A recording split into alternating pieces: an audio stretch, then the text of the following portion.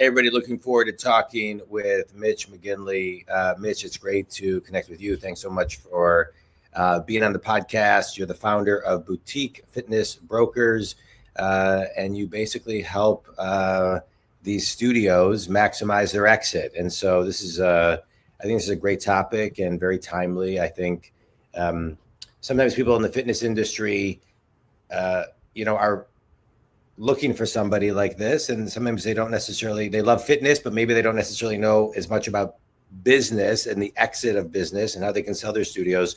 So I think it's great that we're having this conversation. One of the things I want to kind of kick off and ask you, because I know you work with companies, correct me if I'm wrong, like $500,000 to about $5 million within their exits. What are some of the big misses that by the time you get into a company, they wish and you wish that they had known something kind of, day one, week one, year one? Thanks so much, John. It's wonderful to be here. Some of the biggest misses that I'm used to seeing are waiting until your lease is ending and being held hostage by your landlord in a deal is a really common one. Being too involved in your business where the business still relies on you for the day-to-day operation as the face or the manager or whoever. And then not having your financial affairs in order, your HR affairs in order. Those things can take a long time when you're trying to exit. And so, if there's something wrong there, it can really hold things up. Yeah. So I actually know a couple HR people that they're outsourced HR people. They're great. And they go into companies and they help do a lot of what you're talking about, more kind of smaller companies. But I want to talk about, not being too involved, right? You not being too involved. I think that's really difficult because for a couple of reasons. One of the things I find is it's very difficult I'm not saying it's impossible, but I want to kind of, dive into this. It's hard to find somebody who's as passionate about the business as you are. It's hard to find somebody that is committed as you are. And sometimes it's hard to, let go when it's smaller, and all the nuances, in those types of environments, every member really counts. They're used to the familiar faces. And so how do you do that? How do you see people do it successfully? How do you guide people to do it successfully? And I'm going to layer on another. How do you find that right person to actually, release and surrender to do things that you want to do? It's the most important question. It's so hard to do, but you have to do the best that you can with it. You have to try and find the best person and trust them as much as you can and give them as much responsibility as you can. And they need to be successful without you doing their job. Yeah. So how do you do that? How do you do that? How do you see successful people do that who have, earnouts, and are those earnouts, the exits, bigger because they have mastered the art of recruiting the right people, training the right people, and retaining those people? Earnouts are one thing. Usually in an exit, my goal is to avoid earnouts and just. Well, I meant just an exit. Yeah. Yeah, but it's, I think it's really important having, from a personal perspective, I think it's important to do the job that you're hiring for. So when you start a business, like let's say you start a yoga studio, which is what we happen to own way back in the day. You start as the manager, you start as the teacher. Of course, you're wearing all of those hats. You're also the plumber and the housekeeper and every other job that there is. But you have to train someone else to do that job, to do it the way that you want them to do it, and empower them to make it better. And what happens when someone is just responsible for that one lane is that they can add a lot of value because that's their expertise and that's what they're focusing on. And you need to move on and get to the point where you're the CEO of the business working on the business, not in the business, and you can help grow it. But day-to-day operationally, you don't have to be there boots on the ground to make it successful. Yeah. So how'd you get involved in this business? how, you mentioned you had a yoga studio and now you're selling fitness studios. How did this all come about? It's crazy, but my first career was in hotels. So I worked with Omni Hotels coming out of college and worked up that corporate ladder. And then I went back to school, got an MBA, and started working with somebody who was essentially flipping boutique hotels in San Diego. And so we did that with two different projects. We bought boutique hotels. I was running them, and he was teaching me the transactional side of looking at these things. And during that time, I got married, and my wife, Carson, is a phenomenal yoga teacher, among many other things. And we had this dream, like we wanted to own a yoga studio, and she had been teaching at this place where we practiced. And we told the owner, we were like, hey, if you ever want to sell, let us know. And 3 years later, she called us up and said, I am ready to sell and I would love to sell to you. And it was just the right time. We wanted to start a family. I was working crazy hours in the hotels, and we bought our neighborhood yoga studio and worked together for the next 6 years while we raised our kids in that space. And it was the best thing that we ever could have done for our family, for our relationship, for our careers. And you never would have thought it. Like, I walked away from equity in hotels to buy a yoga studio that wasn't making any money. Yeah. We ended up selling it for 5 times what we bought it for. And then I made a career out of helping people do the same thing. And now that we've sold it and moved abroad and we're traveling with our kids, like it's a fun story, and I'm really proud of it. Yeah, that's amazing. How'd you have the courage to do it? I'm not sure I ever did. It's I'd like to say that I'm a super confident person, but I'm not. And then I question myself all the time. And I'm still not sure I have the courage, but sometimes things find you and they happen organically, and you want to help people, and you're serving a need, and people are asking you for help, and you're providing help, and then this thing happens that makes perfect sense. Yeah. So what's traveling abroad like? I know you're in Barcelona right now. My son was there studying abroad at his junior year of college. He's graduated since, but I loved Barcelona. It's amazing. And right before we went on, you told me you would just move there and signed a long-term lease with your family. So what is it like, traveling and living and, doing what you're doing right now? It sounds incredible. I'm so proud of my kids. They're 12 and 8, and they can navigate the subways in Madrid. They can navigate European airports. And this all happened in the last 6 months.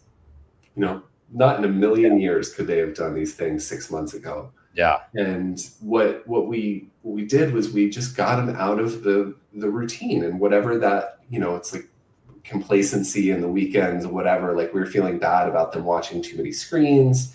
Yeah. And it was like, okay, like we're free, we can travel now. And so at this point, with a carry-on and a backpack, we can all crush Europe. Yeah. And we're learning multiple languages. It's not just Spanish and French, but now it's Catalan, and there's Italian right there, and what's going to be next. And I've got crushes on these kids. They're in camp right now, and it's so amazing because they come home with these accents that I don't recognize, and they're saying people's names, and they're using words and they're going to be the best. Yeah. It's like we're going to be relying on them for translation soon, yeah. I'm sure. Yeah. What an incredible experience. I mean, I think what you're doing, I think a lot of people think, oh, God, it'd be great to just kind of, the freedom, the travel, how did that come about? I mean, did you sell your house? How did that happen? It started during COVID. It was, the fact that we had sold our business and we weren't anchored to that brick and mortar place that we had to be, and I wanted to go to Costa Rica. I was like, look, we can't go anywhere and do anything. Like, let's go be somewhere where we can be outside, like have an experience. And in that moment, we chose not to, because we didn't want to leave our parents at that moment. And so it was kind of like itching, and my wife and I both, like, we didn't study abroad in college, and we both regretted it. And so we wanted to have that experience. And then a colleague of mine was explaining to me how Italy was basically like, if your grandmother is Italian, you can get an Italian passport. Basically what she said to me. And I was like, well, my grandmother's Italian, like, let's go. I'd love to have an Italian passport. And so I went down that rabbit hole. Didn't work out, but in the process, the digital nomad visa was very easy for me to get. And so, you know, in Spain in particular, we chose Spain for Spanish, a couple other things, but, you know, we can stay here now for 3 years and then renew it for 5. And so we can do whatever we want. Yeah. It's crazy. And our healthcare is included. And I mean, there's a lot of, it's safe. There's no guns. Like, I don't know. Sounds amazing. And so do you have a place in the States, or did you like? Yeah, we still have our place. Oh yeah, I'm curious. Yeah, you know, yeah, it was, and Airbnb. Yeah, Airbnb. Yeah. So let me ask you a question. So just kind of going back, you know, if you were to go back, you know, 30 plus years, was there a moment, a person, a mentor that you could look back in hindsight and say, yeah, you know what, that person really laid a foundation of entrepreneurialism, feeling of freedom? You know, what kind of drove you to, you know, build your business, or who helps you kind of drive where you are today, and this, you know, abroad living? Truthfully, it's, you know, 30 years ago, I was 15, and my dad died the day I turned 16. And so sorry. Today's my dad's birthday, who passed away 6 years ago. Yeah. So you're feeling it too. So, you know, those are those formative experiences in your life. And so I had to go to work. Like, I got a job at McDonald's, in not rural, but suburban Atlanta, Georgia area. Yeah. I guess to answer that question, the person who's really inspired me the most is my wife. Her parents have been a phenomenal support and inspiration for us. Her mom has owned a boutique fitness business in the New York area for over 40 years. And, you know, you go back, we're talking like the leg warmers, jazzercise, like, and it's evolved into 80 different things over that time. But to be in business that long, she was really the first person in my life who I was really close to, who was an entrepreneur. And she believed in us and our ability to buy a yoga studio and to run a yoga studio, and has supported us every step of the way. And so, you know, mom and dad are the best. Yeah. That's a great story. Thank you for sharing that. So I read a book. I got, Mitch, it must have been 20, 30 years ago. It was called Living Your Yoga. And what it talked about was, have you read it? It sounds really familiar. So anyway, so what the book talked about was that anybody can do yoga when you're on the mat, but can you do yoga when you're off the mat? So as someone who's owned a yoga studio, how do you transfer who you are on the mat, where you can get to on the mat, off the mat? It's a practice. Yeah. And it comes with repetition. And, you know, we all have our moments. We have good moments. We have bad moments. But honestly, I do remember that book. I really do. I remember reading it a long time ago. It's really crazy because when you think about it as a parent or as a husband or as a son, the way that I always am, and the way that I'm being challenged to be better, it always has something to do with patience and kindness. Yeah. That those are like the two things that I can always do better to be better. And it's true whether I'm doing a deal and I'm dealing with a buyer and a seller or a landlord or an attorney. It doesn't really matter. It's it's not about you. It's like every person's going through their own stuff. And so if you can just treat people with patience and kindness, and I think that's what yoga is. It's for me personally, I was never a teacher. I have no business with anyone's spiritual guidance in any way whatsoever. But for me personally, like being kind to myself and like giving my brain a rest and like trying not to stress about something for a minute was the best gift that I could ever give myself. And so in every situation in my life where I cannot react, take a beat, breathe, relax, respond with kindness, that it's always going to end up better. Yeah, it's funny how stories kind of pop up. The one I'm thinking of right now, based on what you're talking about, is, don't react and respond. And you never know what somebody else is going through. I remember years ago, I was at the gas station with my daughter, and we were buying her a ton of candy because she was leaving for camp the next day.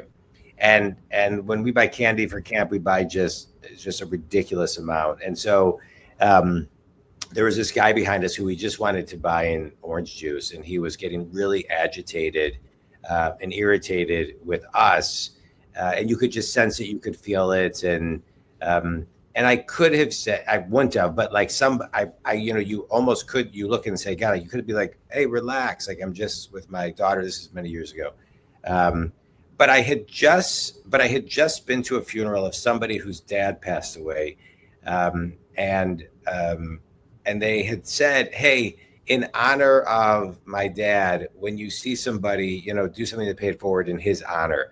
So I said to the guy, I said, hey, I know this is probably frustrating, and let me just buy your orange juice. I'll buy your orange juice for you because, we're doing all this and the other and da-da-da-da. And then obviously, I didn't comment on his irritation with us or anything like that. I just said, hey, let me buy your orange juice, and my daughter's going to camp tomorrow. And he said, and I said, I'm doing it because I was just at a funeral for my buddy whose father passed away. And they said, hey, I'm going to pay this forward for Fred Finley. And he said, oh my God, I can't believe you're saying that to me because I just came from my father's funeral. And so, it was so powerful and a really good lesson. I think about it often. It happened many years ago. You never know, to your point, what somebody's walking through, and kind of respond, don't react. And it was great. It's a beautiful story, man. And that stuff happens all the time. Happens all the time. All right. So let's talk a little bit about your business. So your ideal client, a little bit about your business, tell everybody about that. So I help entrepreneurs exit. So I help with exit strategy, exit planning. And then when you're actually ready to do it, it's a start to finish process of, listing the business for sale on websites, creating marketing materials that go to people once they've signed NDAs, and then doing everything that I possibly can to facilitate transactions with, purchase agreements, letters of intent, assisting with lease assignments, franchise assignments, lending, SBA lending, and closing. And so it's usually like a 9-month engagement is what we ask for. And it's a very emotional, huge life transition kind of process. Yeah. And so, it's not about quantity for us. Like fortunately it's only the 3 of us. And so we can only help so many people, but we're growing and we're bursting at the seams, and more people need help. And so I'm trying to share everything I can to help everyone I can, just to get this info out there, so that everyone can be planning for their exit. Like, a lot of people don't think about selling their business. They think they're going to do it forever and ever. And the reality is you're going to exit your business whether you want to or not. Like, it's going to happen. And it's usually your most valuable asset. And so you should have a plan for it. And it doesn't matter if you need to enact that plan right now. You're just working towards that North Star. Making sure your stuff's in order. Well said. Your website is boutiquefitnessbroker.com. Think Community, you can reach Mitch there. Mitch, this was great. I just want to extract a couple of things that you shared, which is the power of responding, not reacting, the power of having a plan. I mean, those two things are really, really important. And doing something that you love and having the courage to actually jump and do it. So appreciate you taking time to share your story on Think Business. Quick speed round. A book that's had a big impact on you. You know, I was trying to prepare for this question. I knew it was coming, and I'm going to laugh. But my son chose Catcher in the Rye off the shelf this past week, and so we've been talking about that a lot. Really brought me back. I think it was the first book in middle school or high school that I really loved, and so that's my shout out. All right, that's a good shout out. Best piece of wisdom you've ever received? You know, when I was growing up, I had a magnet on the refrigerator that my mom put on there that said, "Success is not what your bank account says. It's how wonderful a human being your child is." Oh, that's a good one. And I have taken that to heart so much. And, you know, no matter how smart I ever think I am, or, you know, dumb I ever think I am, that's the thing that I always come back to. Say it again. Success is not what your bank account says. It's how wonderful a human being your child is. That's great. That's great. Have you been to Montserrat in Barcelona?